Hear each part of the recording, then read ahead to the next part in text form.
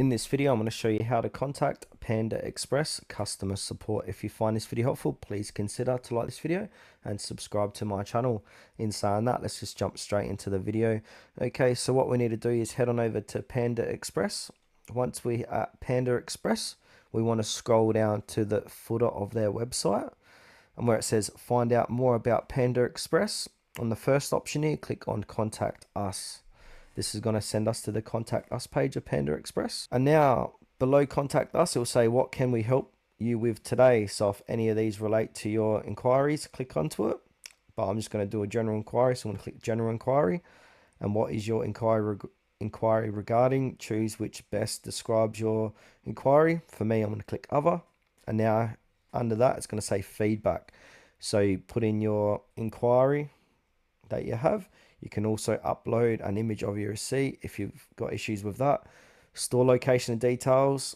You can put in not a specific store, or you can choose your store you have issues with or you want to reach customer support about. Then from there, contact information. I would like to get a response. Are you a Panda's Rewards member? Put in your first name, last name, email and phone, and then click send. But what I've noticed here, they don't have a phone number you can call. So we can go to a website called pistconsumer.com. This is a good website to find hard to reach business phone numbers and emails. So Pist Consumer. Here it is here. Now once we're in the website, we want to click on search up the top and then type in Panda Express. Here it is here with 2,500 reviews, time of recording.